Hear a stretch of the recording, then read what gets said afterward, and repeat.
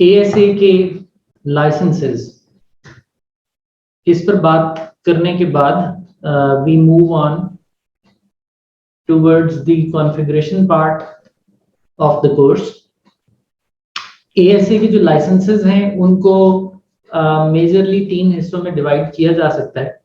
We have system licenses and we have VPN licenses, और उसके अलावा हमारे पास कुछ मिसलेनियस या एडिशनल फीचर के लाइसेंसेस होते हैं.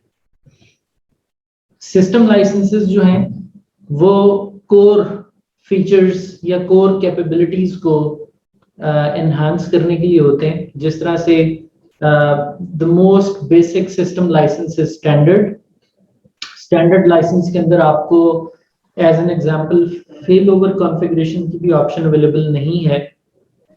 Whereas जो सिक्योरिटी प्लस लाइसेंस है, when you install this licence तो आपके pass fail over feature set की कैपेबिलिटी आ जाती है. आपके पास कितने सब इंटरफेसेस आप बना सकते हैं और कितनी मैक्सिमम सब इंटरफेसिंग आप कर सकते हैं, उसकी एनहांसमेंट हो जाती है. फिर इसके बाद एन्क्रिप्शन की कैटेगरी का अलग लाइसेंस है. If you want to enable 3DES and AES तो इस लाइसेंस को डाल के ये एन्क्रिप्शंस इनेबल की जा सकती हैं. सिक्योरिटी कॉन्टेक्स्ट की बात की थी हमने, ये एक फीचर है जिससे हम अपनी फायरवॉल को वर्चुअलाइज कर सकते हैं. सो सिक्योरिटी कॉन्टेक्स्ट के भी कितने बैक वक्त बनाए जा सकते हैं, उसके भी लाइसेंसेस हैं. जितने लाइसेंसेस होंगे उतने ही कॉन्टेक्स्ट आप बना पाएंगे. 2 डिफॉल्ट में आपको अवेलेबल हैं once you install security plus licence. लेकिन अगर आपने 2 से आगे जाना है, 2 से बढ़ना है आगे, तो आपको सिक्योरिटी कॉन्टेक्स्ट के लाइसेंसेस ऐड करने पड़ेंगे. इसी तरह VPN की फैमिली है, उसमें AnyConnect VPN है. AnyConnect में भी मुख्तलिफ कैटेगरीज हैं. प्लस लाइसेंस है, Apex लाइसेंस है which is the top most fully enabled licence.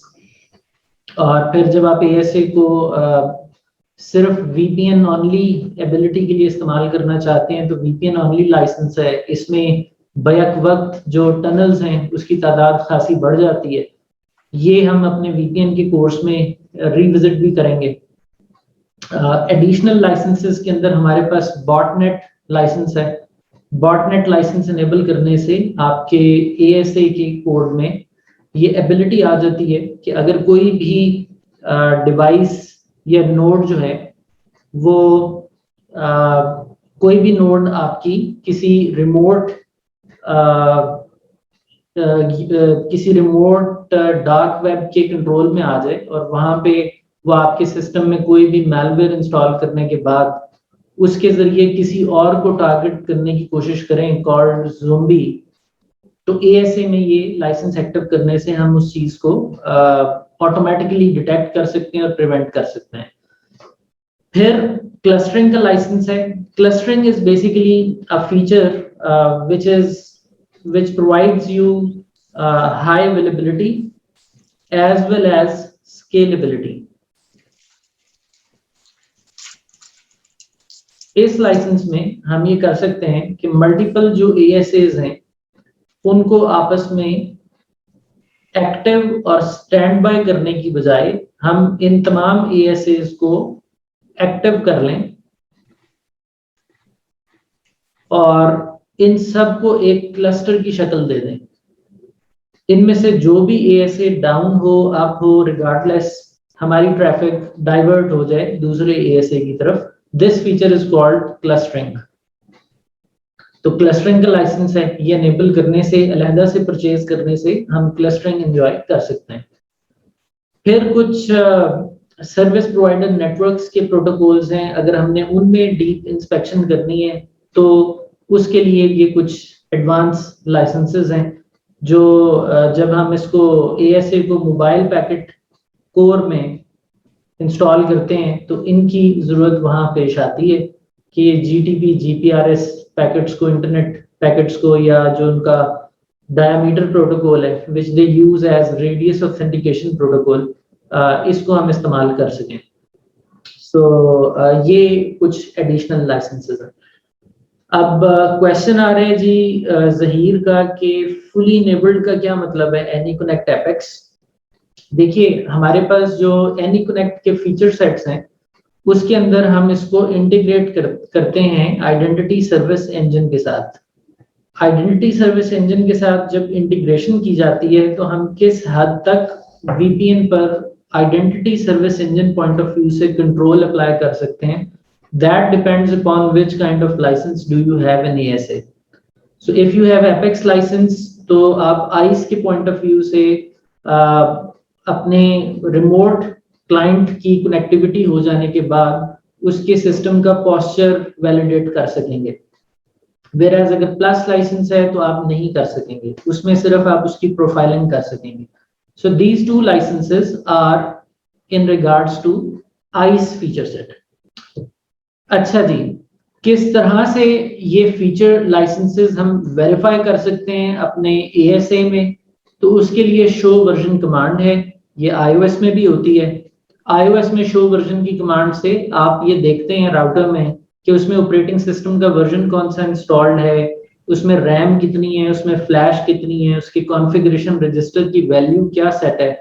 ASA میں یہ کمانڈ آپ کو یہ تو بتائے گی کہ اس میں آپریٹنگ سسٹم وغیرہ کیا انسٹال ہے, اس کے پروسیسر ریم کی ڈیٹیلز کیا ہیں, بٹ اسی آؤٹ پٹ میں آپ کو آپ کے جو لائسنسنگ ہے اس کا ویو بھی مل جائے گا, اور اس میں آپ کو بتایا جا رہا ہوگا کہ آپ کے پاس فیل اوور کس نوعیت کا اویلیبل ہے, ایکٹیو اسٹینڈ بائی اویلیبل ہے, کانٹیکسٹ کتنے بنا سکتے ہیں آپ, AnyConnect کے آپ کے پاس کتنے لائسنسز ہیں, آپ کے پاس باٹ نیٹ ٹریفک فلٹر انیبلڈ ہے یا ڈسیبلڈ ہے.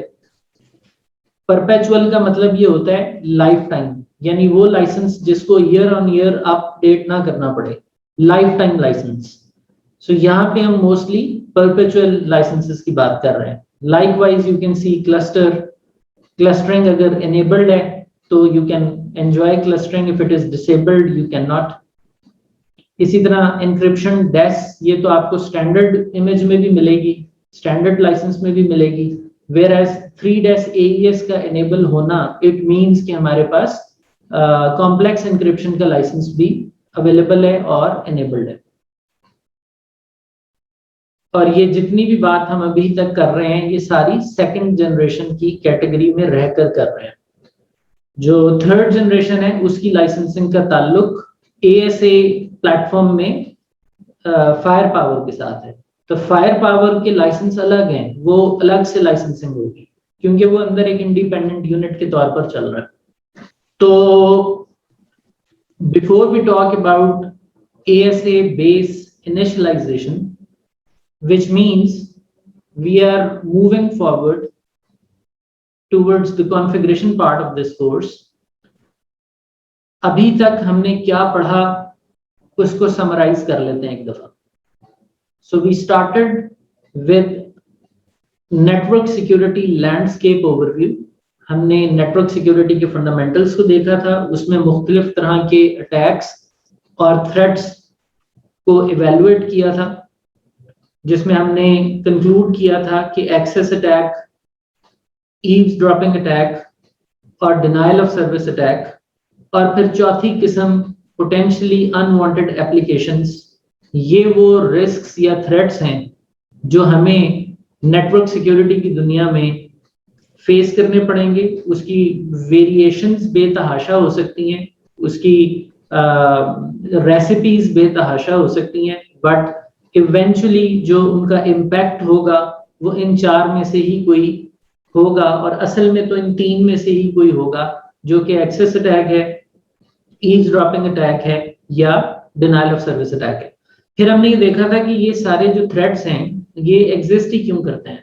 اس میں ہم نے کچھ چیزوں کو میئر کیا کہ آپ کی جو ٹیکنالوجی ہے اس میں ویکنیس ہوتی ہے, کانفیگریشن کرتے وقت ہم کچھ لوپ ہولز چھوڑ جاتے ہیں, سیکیورٹی پالیسی وغیرہ جو ہے وہ ہم نے نہیں بنائی ہوتی, اور پھر ہم نے کسی بھی کرائم کی جو ہونے کی وجوہات ہیں ان کو ڈسکس کیا تھا, desire, motivation, motive and opportunity. So ہم نے دیکھا تھا کہ کوئی بھی دنیا کی ٹیکنالوجی یا سسٹم کسی بھی ڈیزائر اور موٹیویشن کو یا موٹیو کو نہیں کنٹرول کر سکتا. جو چیز کنٹرول کی جا سکتی ہے وہ اپرچونٹی ہے, اور وہی 80% کسی نہ کسی تھریٹ کے مٹیریلائز ہونے کی وجہ بنتی ہے. تو ہم نے اپنی اپرچونٹیز جو ہیں وہ کم سے کم کرنی ہیں. اب اپرچونٹیز کو کم کرنے میں فائر وال کا کیا رول ہے؟ فائر وال ہی حرف آخر نہیں ہے نیٹورک سیکیورٹی کی دنیا میں. ایک بیریئر یا کاؤنٹر میئر کا اور بھی سیکیورٹی سسٹمز ہیں, اور ان کی آپس کی ایک کولیبریشن سے ہی ہم یہ کہہ سکتے ہیں کہ وی فیل سیف فرام رسک اور ڈینجر, جو کہ ڈیفینیشن تھی لفظ سیکیورٹی کی. بٹ خیر ان میں ایک بہت امپورٹنٹ اور بہت ہی قابل ذکر جو سسٹم ہے وہ فائر وال کا ہے, اور ہم نے اس کو سٹارٹ کیا ہوا ہے.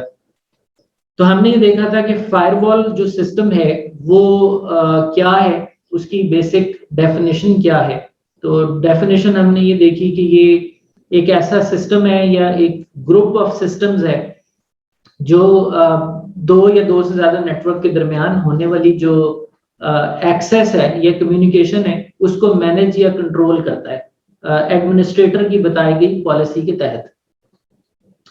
پھر ہم نے یہ دیکھا کہ وہ جو پالیسیز ایڈمنسٹریٹر بتائے گا فائر وال کو وہ کتنی طرح کی ہو سکتی ہیں. تو پھر اس میں فائر وال کی ٹیکنالوجیز سامنے آئیں. وہ ہم نے دیکھی کہ 3 ٹیکنالوجیز ہیں, پراکسی سرور, پیکٹ فلٹر اور اسٹیٹ فل پیکٹ فلٹر یا اسٹیٹ فل ملٹی لیئر فائر والز. تینوں کی ہم نے ورکنگ جو ایبلٹی ہے اس کو اینالائز کیا کہ کس طرح پیکٹ فلٹر کام کرتی ہے, کس طرح پراکسی سرور فائر وال کا ڈیٹا پلین ورک کرتا ہے, اور اسٹیٹ فل پیکٹ فلٹرنگ کا ڈیٹا پلین کس طرح سے پچھلے ڈیٹا پلینز کو ساتھ لے کر مزید کیا اضافہ کرتا ہے اس میں.